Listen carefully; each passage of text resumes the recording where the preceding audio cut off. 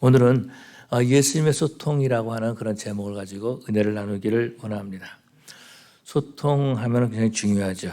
소통한다는 것은 정확하게 내 의견을 말하고 또 정확하게 나에게 하는 말을 듣는 것이다라는 거죠. 그래서 대화법이 굉장히 중요한데요. 이 대화법 가운데 미로법이 있으면 미로, 반사되고 보여주는 그런 그 거울과 같은 미로법 대화법이 있는데 그것이 어떤 것이냐면 상대가 말한 그대로 말해주는 겁니다. 상대가 그대로 말해준 다음에 이렇게 말씀하신 건가요? 이렇게 물어보는 거죠. 왜냐하면 잘못 들을 수 있기 때문에. 제가 느끼는 건 어떤 것이냐면 사람들은 다 듣고 싶어하는 말만 듣는다라는 겁니다. 그렇기 때문에 또 물어보는데 내가 듣기로 이렇게 말씀하셨는데 이것이 맞나요? 하고 물어보는 거예요. 이것이 뭐냐면 미로 대화법이다라는 거죠. 그렇게 함으로써 커뮤니케이션을 소통을 잘할 수 있다라는 거죠. 또 어떤 것이냐면 상대가 한 말을 듣고 내가 그 말에 동의하지 않는다 할지라도 어그리하지 않는다 할지라도 그 감정을 읽고 말하는 것이다라는 겁니다. 참 힘들었겠습니다. 마음이 참 아프시겠네요. 속상했겠네요. 하는 말을 하는 것이다라는 겁니다. 그런데 그렇게 말하지 않죠. 네가부터 잘해. 네가 그러니까 그러는 거야. 속으로 그렇게 말하고 또 얼굴에 그것을 표하는 그런 모습들을 볼 수 있죠. 그렇지만은 감정을 읽고 감정을 이야기해 주는 거죠. 참 마음 아프셨겠네요. 속상했겠네요. 그렇게 말을 해 주는 것이다라는 겁니다.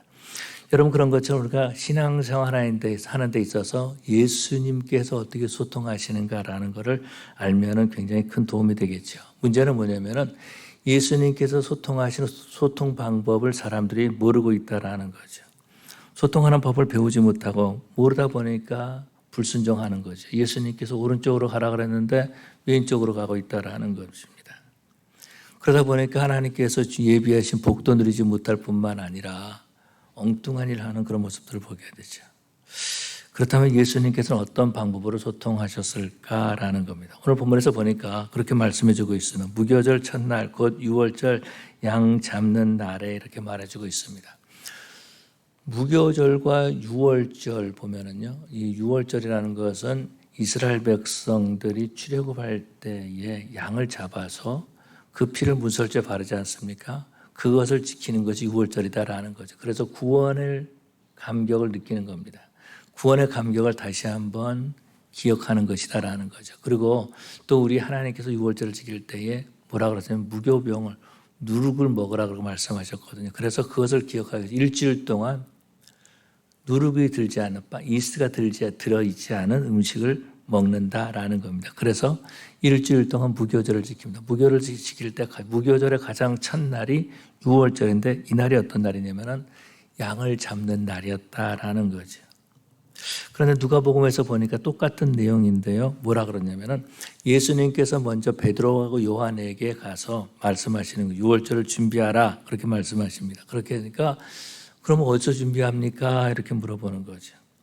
아마도 이렇게 물어본 사람이 오늘 본문에서 제자 이렇게 말해주고 있지만 베드로와 요한일 가능성이 많이 있다라는 겁니다. 예수님께서 제자 둘을 보내셨다라고 말씀하고 있죠. 어디에서 이 음식을 이 6월절을 준비해야 됩니까? 중국집에서 준비합니까? 아니면 맥도날드 가서 준비합니까?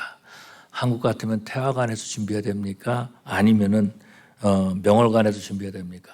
그런데 그것도 옛날에 그 야인 시대를 보니까 그 한일관이 있더라고요. 주로 거기서 보이는데 한일관에서 준비합니까? 어디서 준비합니까? 이렇게 물어볼 수 있잖아요. 그런데 예수님께서는 그런 장소를 말씀하지 아니하시고 하나씩 그 장소를 찾아가는 방법을 말씀해 주신다라는 거죠.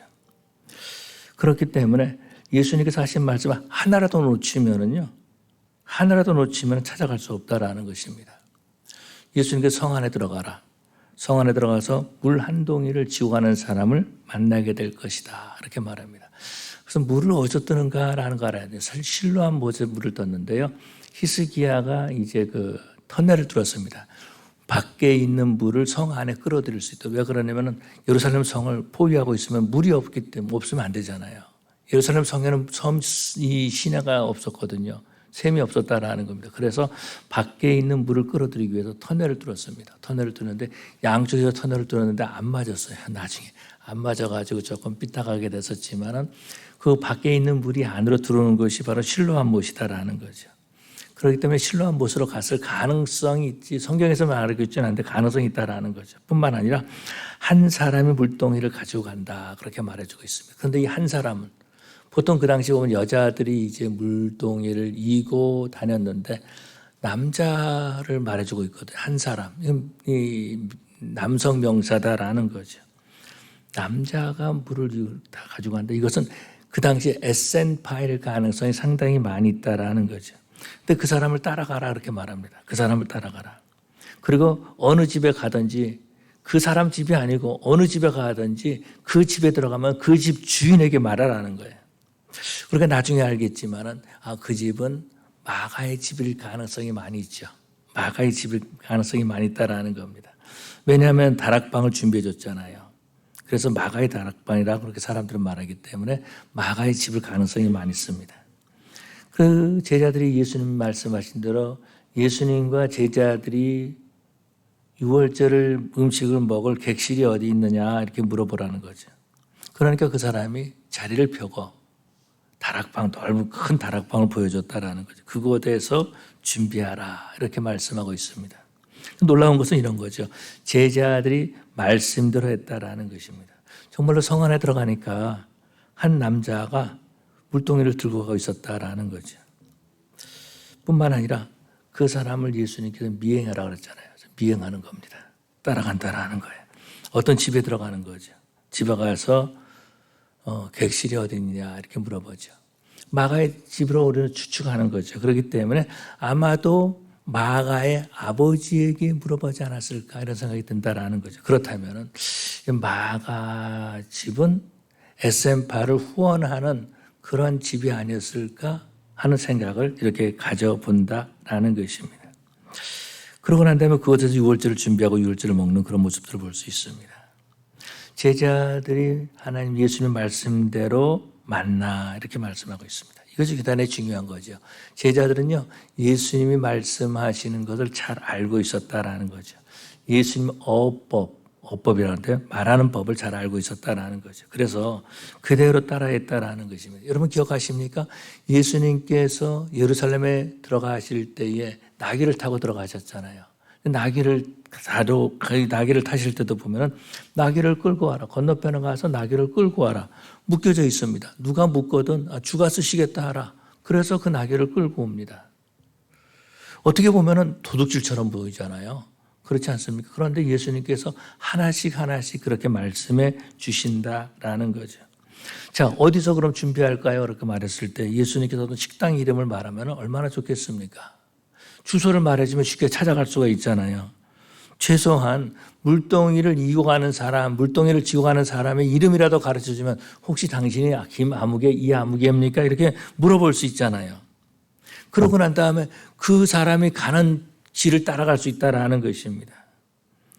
그런데 어느 식당, 어느 주소 이렇게 말하면 이름도 가르쳐주지 않고 예수님께서 그냥 따라가라 그렇게 말씀하셨다라는 거죠. 여러분 우리가요 길을 모를 때 길을 물어보죠. 물어볼 때가 있죠. 길을 물어볼 때가 있습니다. 자, 여러분 한번 제가 말하니까 한번 잘 듣고 그림을 한번 그려보시기 바랍니다. 교회 정문은 벌먼에 있습니다. 나가지고서는 거기서 라이턴합니다. 첫 번째 신호등에서 유턴합니다. 그리고 두 번째 신호등에서 또 라이턴합니다. 그러고 난 다음에 첫 번째 신호등에서 또 라이턴해요. 그러면 오른쪽으로 게이트가 있는데 두 번째 게이트에서 또 라이턴 해가지고 게이트 들어가서 첫 번째 레프턴하고 또 레프턴하면 끝에서 두 번째 집에서 만납시다. 누구 집은 우리 집이거든요. 그런데 엉뚱한 데 가면은 못 찾는다라는 거죠. 교회 나가서 라이턴 합니다. 두 번째 신호등에서 또 라이턴 합니다. 그러면 엉뚱한 데 가는 거예요. 엉뚱한 데 가가지고 목사님 여기 어딘지 모르겠어요. 길이 막혔는데 어떻게 합니까? 이런 말 한다라는 것입니다. 그런 것처럼 예수님의 말씀은요. 하나씩 따라가야 한다라는 거죠. 하나씩 하나씩 순종하고 나갈 때 다음에 내가 뭐가 할지 바로 깨닫게 된다라는 것입니다. 그렇게 할 때에 우리 예수님께서 이루시고자 하는 목적을 이룰 수가 있다라는 거죠. 그런데 대부분의 사람들은요, 그렇게 하지 않는다라는 거죠. 예수님, 만약에 물동이를 들고 가는 사람이 둘이면 어떻게 하죠? 그럼 이렇게 물어본다라는 거죠. 또 몇 시에 나가야지 그 사람 만날 수 있나요? 지금 나가야 되나요? 오후에 나가야 되나요? 한 1시간 정도 있다 나가야 되나요? 이렇게 물어본다라는 거죠. 또 만약에 예수님 그 사람이 허름만 집에 들어가면은 어떻게 우리가 유월절 음식을 준비할 수 있겠습니까? 그러면서 따라가지 않는다라는 거죠. 그렇게 되면 결국 하나님이 계획하신 그 일을 보지 못한다라는 거죠. 하나라도 순종하지 않으면은 하나님의 뜻을 이루지 못할 뿐만 아니라 하나님이 예비하신 복을 받지 못한다라는 거죠. 그래서 우리 예수님께서는요, 우리가 하나씩 하나씩 순종하기를 원하고 계신다라는 거죠.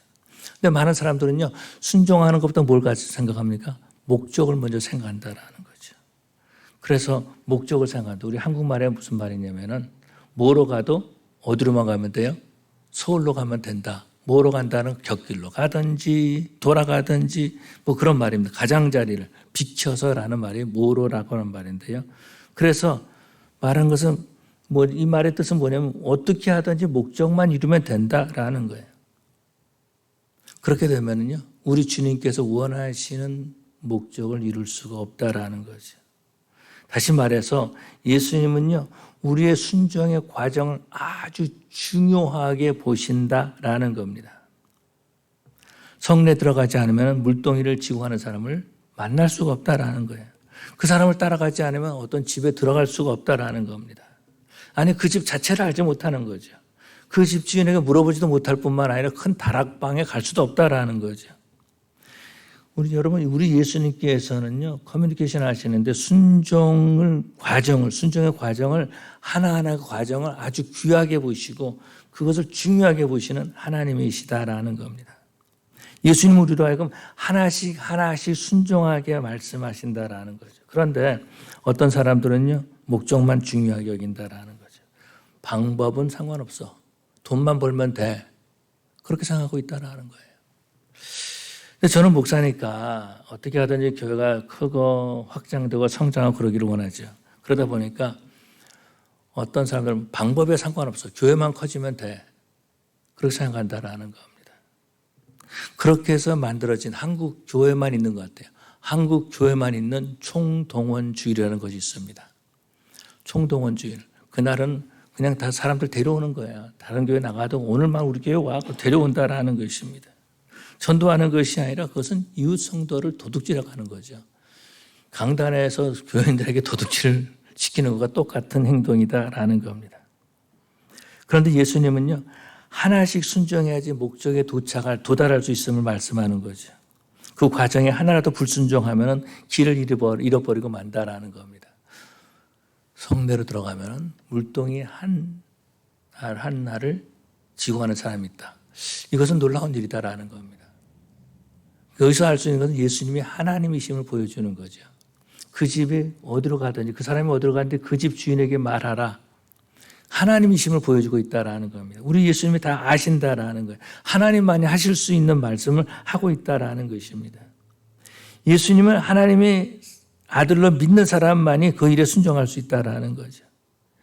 우리가 해야 될 일이 있고 하지 말아야 될 일이 있다라는 거. 목적을 위해서 해야 될 일과 하지 말아야 될 일이 있어요. 목사로서 교회로서 해야 될 일과 하지 말아야 될 일이 있어요. 이 교회가 성장하고 뭐 부흥하고 뭐 사람들이 성장을 부흥이라고 말하는데 교회가 커지고 건물을 짓고 막 그러는데 교회가 해야 될 일과 하지 말아야 될 일이 있다라는 겁니다.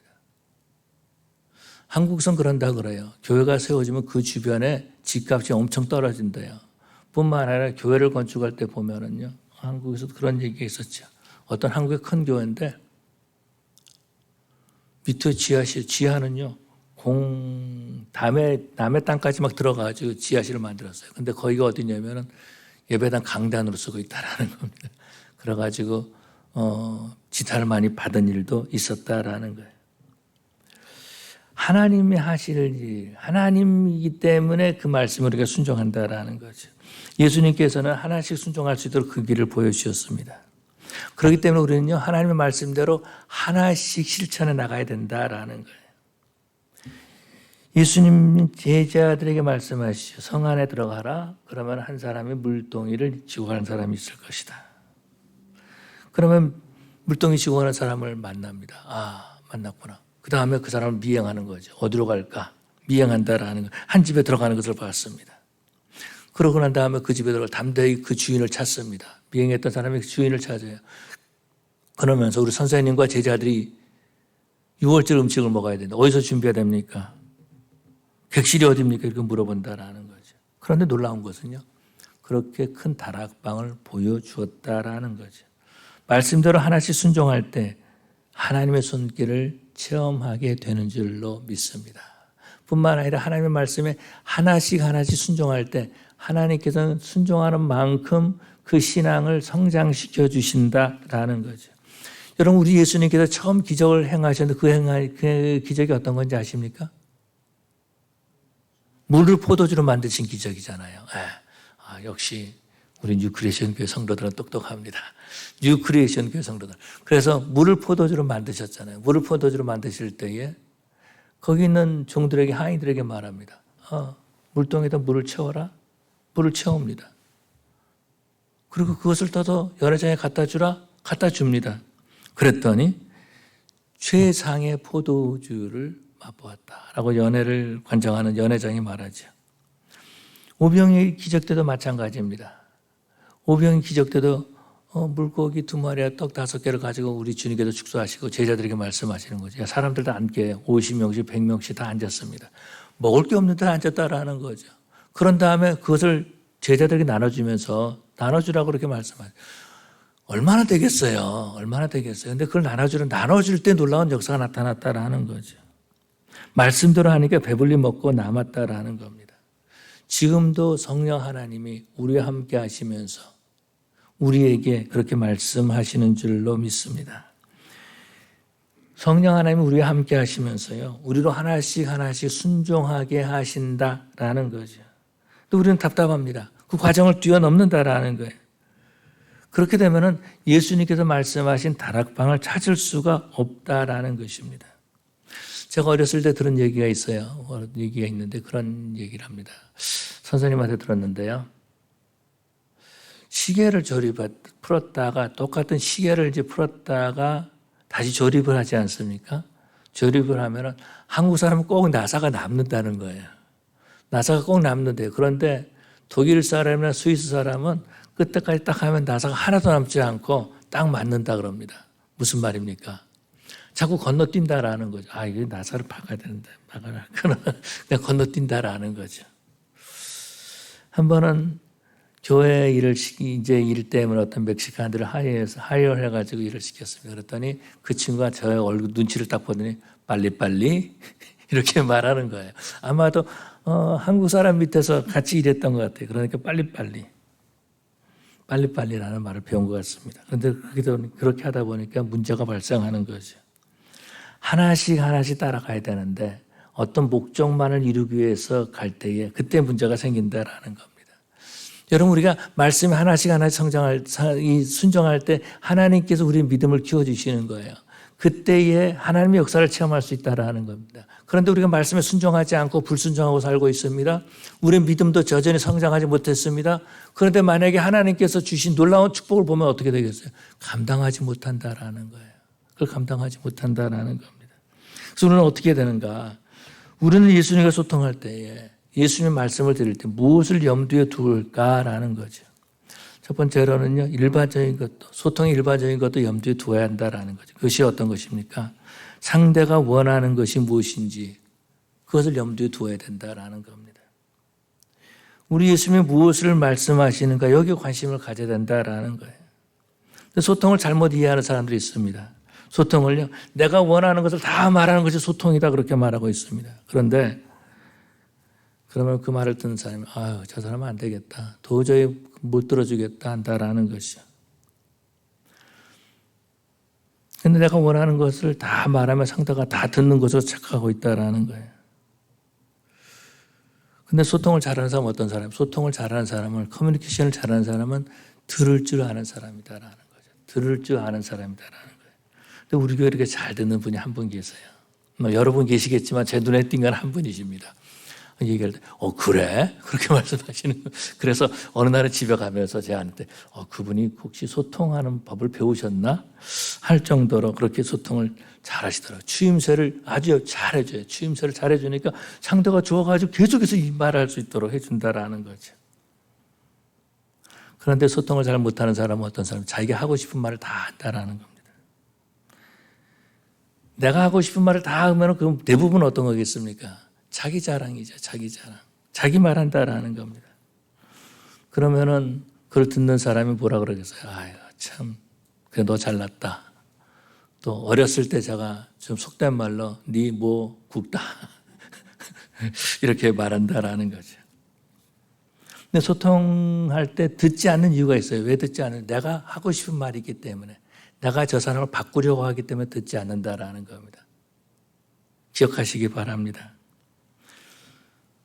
보통 부부 사람들 보면 아내는 남편을 고치려고 하고 있고, 그래서 아내가 남편을 고치려고 하기 때문에 남편이 무슨 말을 하든지 들으려고 하지 않아요. 또 남편은 아내를 고치려고 하기 때문에 아내가 무슨 말을 하는지 듣지 못한다라는 겁니다. 근데 여러분 기억할 것이 하나 있어요. 내 남편을 낳아준 부모도 내 남편을 바꾸지 못했다라는 거예요. 근데 감히 여러분이 어떻게 바꾸겠습니까? 내 아내를 낳아준 부모님도 내 아내를 바꾸지 못했는데 내가 어떻게 바꾸겠어? 내가 못 바꾼다라는 하나님만이 바꾸실 줄로 믿습니다. 근데 많은 사람들은요, 듣지 않는 이유가 뭐냐면 바꾸려고 하기 때문에, 고쳐주려고 하기 때문에. 뿐만 아니라 내가 바꾸고 고치려고 하기 때문에 상대가 무슨 말하는지 여기에 관심이 없다라는 거예요. 근데 보면은요, 우리가 신앙생활 할 때도 마찬가지입니다. 우리가 기도할 때 보면 그런 모습들을 알 수 있다라는 거예요. 하나님이 나에게 무엇을 원하시는가 여기는 관심이 없어요. 그냥 내가 원하는 것만 하나님께 말씀하면 된다라는 거죠. 그런데 오늘 본문에서 보니까 제자들은요, 예수님께 물어봤습니다. 제자들이 예수께 여짜오되 우리가 어디로 가서 선생님께서 유월절 음식을 잡수시게 준비하기를 원하시나이까? 이렇게 물어봤습니다. 근데 대부분 사람들은요, 하나님이 원하는 것보다도 내가 원하는 것에 집중한다라는 겁니다. 심지어 어떤 사람은요, 내가 원하는 것이 너무나 강해가지고 하나님이 나랑 원하는 게 들으면 하나님 그거 고치십시오. 나 이걸 원하고 있습니다. 라고 말할 정도로 하나님의 계획을 바꾸려고 한다라는 거죠. 6월절은 유대인들의 명절 아닙니까? 가장 큰 명절, 3대 절기 중에 하나죠. 6월절은 무교절, 3대 절기 중에 하나다라는 겁니다. 이렇게 말할 수 있습니다. 예수님, 우리 집에서는 이렇게 6월절을 지켰습니다. 이렇게 말할 수 있잖아요.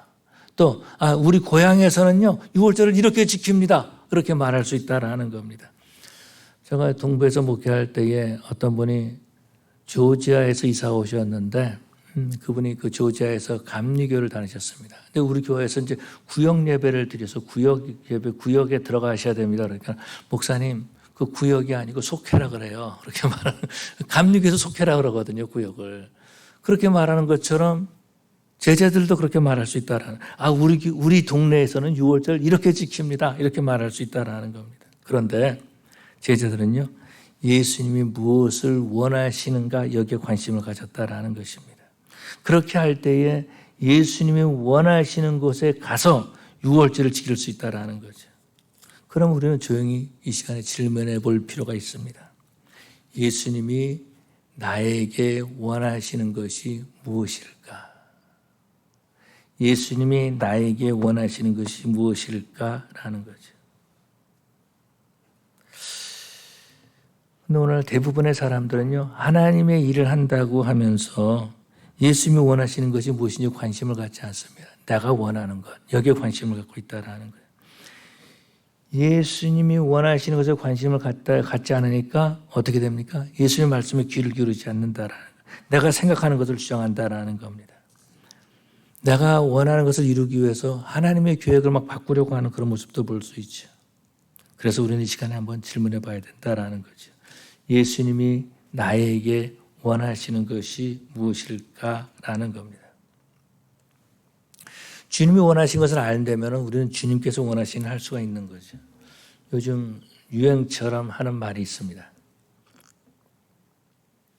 요즘이라기보다는 좀 시간이 지났는데 회사에서 이제 들어가서 이제 하급 직원이 상급 직원에게 열심히 하겠습니다 이렇게 말하죠. 그러면 상급 직원은 뭐라 합니까? 열심히가 아니고 잘해야 돼 그렇게 말하잖아요. 잘못하는데 열심히 있으면 어떻게 되겠습니까? 그 문제를 더 크게 일으키는 거죠. 그래서 잘해야 한다는 겁니다. 우리가 열심히 하는 것도 중요합니다. 그런데 주님이 원하시는 것이 무엇인지 깨닫고 열심히 해야 된다는 거죠. 그것이 잘하는 것이다라는 겁니다. 주님이 원하시는 일을 할 때에 우리는 예수님을 닮아갈 수 있다는 거예요. 예수님의 향기가 될 수 있다는 겁니다. 그래서 우리 성도들은요, 예수님이 원하신 것을 알기 위해서 제자들처럼 묻고 제자들처럼 하나씩 따라가는 우리 성도들이 되어야 될 줄로 믿습니다. 두 번째로는요, 하나의 일에 최선을 다해야 한다라는 거죠. 지금 내가 처해진 환경에서 최선을 다하는 거죠. 지금 성내로 들어가라 그러면 지금 들어가면 되는 거예요. 예수님 나 바쁜데요. 1시간 있다 들어가겠습니다. 시간 나면 들어갈게요. 내일 갈게요. 오늘 바빠요. 내일 하겠습니다. 그러면 예수님 말씀하신 그 한 사람을 만날 수 있을까요? 없다라는 거죠. 어디로 가야 됩니까? 그 넓은 예루살렘 성 어디로 가야 됩니까? 이렇게 말할 수 있잖아요. 나는 그 성을 잘 모르는데요. 예수님 다른 사람을 보내십시오. 이렇게 말할 수 있다라는 거죠. 그러면은 물동이를 만난 사람을 내가 만날 수가 없다라는 거죠. 예수님께서 내가 처한 환경에서 순종할 수 있도록 가르쳐 주시고 인도해 주신다라는 거죠.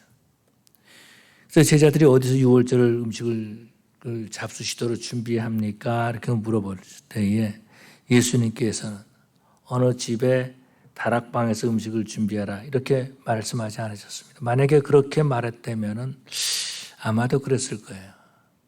그런 생각이 듭니다. 무슨 생각이 드냐면은 역시 우리 예수님도 부자들을 좋아하는구나. 그렇지 않았겠습니까? 야, 마가의 집에 들어가라. 그 집에 넓은 다락방이 있다면 예수님께서 마가를 제자로 데려온 것은 이유가 있었구나. 그 집에 부자여서 그렇구나. 역시 예수님은 돈을 사랑해. 그렇게 말할 수 있잖아요. 아니 그러지 않겠어요? 여러분 같으면 어떻겠습니까? 그럴 가능성이 있다라는 거죠. 예수님 혹시 그 사람 압니까? 그저 마가야 아빠야 이렇게 말했다면 또 그렇게 말했을 거예요. 그런데 예수님께서 마가의 집이라고 말씀하지 않으셨다라는 거죠. 또 예수님 그 다락방 비는데 얼마나 돈을 내야 됩니까? 내가 아니라 가룟 유다를 보내야 되지 않겠습니까? 그렇게 말할 가능성이 있다라는 거죠. 나는 그 사람 모르는데 차라리 마가를 보내는 게 낫겠습니다. 이렇게 말할 수 있잖아요. 또 나는 그 다락방에 가본 적이 없는데 마가는 자기 집이잖아요. 마가를 보내십시오. 마가. 어렸을 때부터 훈련을 확실히 시켜야 됩니다. 마가를 보내십시오. 이렇게 말할 수 있다라는 거죠. 누가복음 이제 우리가 14장에 보면 나중에 예수님께서 잡히실 때 혼입을 뒤집고 있다가 이제 도망간 청년인데 그 사람 마가다 이렇게 말해주고 있어요. 후에 나오는데요. 51절에 보니까 그렇게 말해주고 있습니다. 한 청년이 벗은 몸에 배 혼이불을 두르고 예수를 따라가다가 무리에게 잡힘에 배 혼이불을 버리고 벗은 몸으로 도망하니라. 마가다라는 거죠. 그래서 마가가 이 당시에 보면은 예수님과 함께 있었던 것을 추측할 수 있다라는 것입니다. 그래서 차라리 마가를 보내십시오 할 수 있다라는 거죠. 또 그렇게 말할 수도 있어요. 예수님, 그거 너무 복잡합니다. 내가 아는 중국집이 있는데요. 거기서 준비하는 게 어떻겠습니까? 이렇게 말할 수 있다라는 거예요. 예수님께서 말씀하실 때 그 말씀에 순종하는 것이 아니라 목적에만 관심을 갖는 거죠. 그런데 예수님 말씀에는요, 하나씩 순종해야 한다라는 겁니다. 하나를 순종할 때 예수님께서 다른 것을 할 수 있도록 인도하신다라는 거죠. 다시 말해 성내로 들어가야지만이 물을 쥐고 가는 사람을 만날 수가 있고 그 사람을 따라가야지만이 어느 집에 들어갈 수가 있다라는 것입니다. 하나 건너뛰고 다른 일을 할 수 있는 것이 아니다라는 거예요. 주님의 일은요, 하나씩 하나씩 순종하면서 하는 것입니다. 그리고 지금 해야 될 일에 최선을 다하는 거예요. 지금 해야 될 일에 최선을 다하는 것이다라는 겁니다. 저는 이제 남미로 내려갔을 때 이제 길을 몰랐잖아요. 길을 모르는데 문제는 뭐냐면은 또 말을 모르잖아요. 그래서 이제 어디 찾아갈 때 주소를 이제 노트에다 적어가지고 말을 못하는 게 주소를 보여주고 이거 어디로 가냐고 물어봅니다. 말을 못하니까 주소를 보여주는 거죠. 근데 문제는 더 큰 문제는 뭐냐면 그 사람이 나한테 가르쳐주는데 내가 못 알아듣는 거예요. 그 사람이 나한테 무슨 말을 하는데 못 알아듣는 거예요. 그런데 못 알아듣는데요. 라 드레차 이렇게 말하면은 그 다음에 다른 말에도 처음에 라 드레차 그러면 이제 오른쪽이란 말이거든요. 그럼 오른쪽으로 가는 거예요. 그냥 가가지고 또 물어보는 거예요. 또 물어봐가지고 어떤 에스케르타 그러면 처음에 말만 왼쪽으로 가라면 그 말만 듣는 거 다른 말 듣는 것이 아니에요. 물어보고 하나씩 물어보면 결국 도착하는데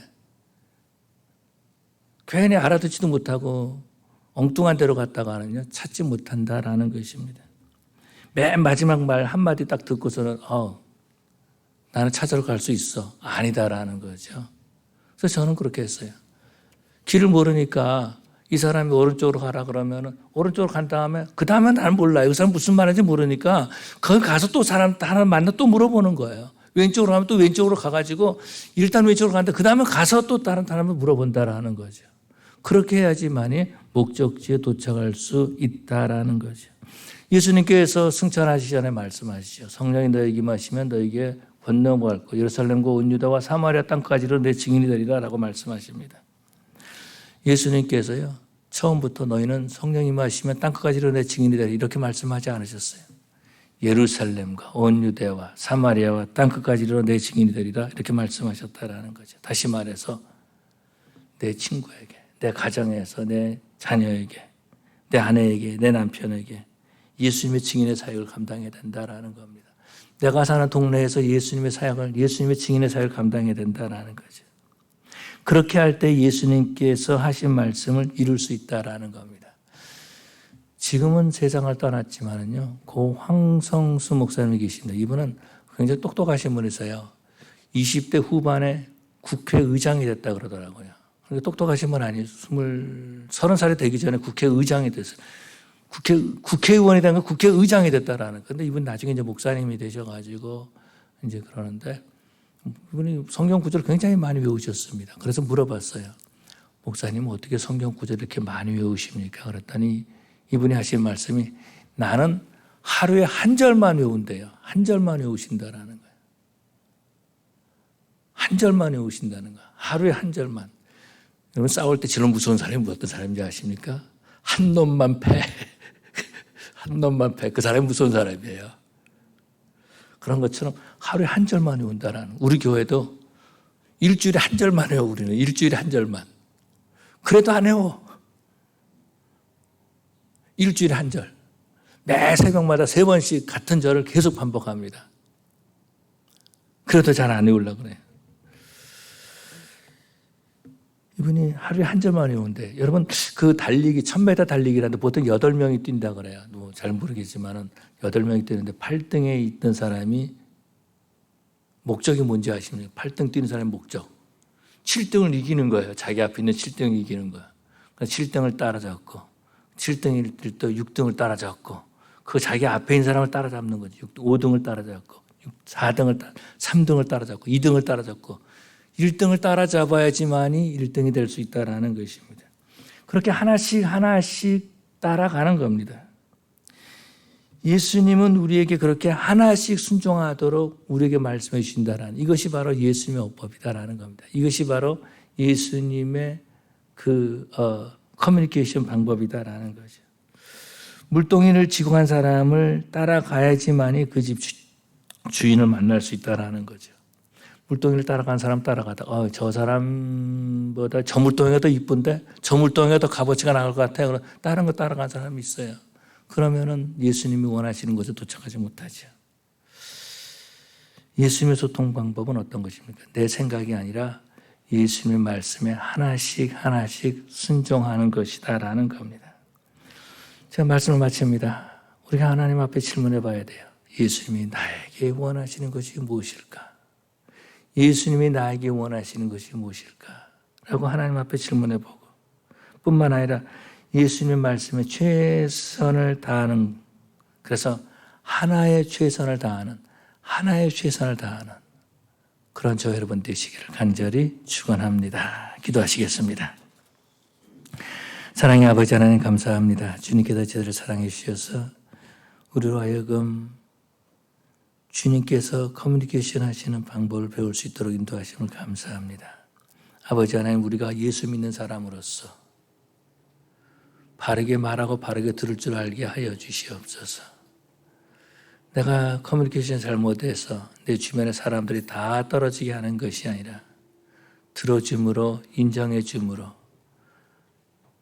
주변에 있는 많은 사람들을 하나님께 인도할 수 있는 저희들 되게 하여 주시옵소서.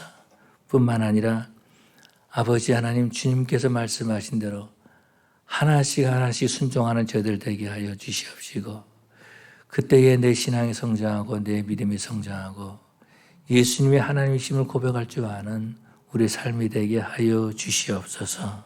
감사하며 예수님 이름으로 기도 올리옵나이다. 아멘.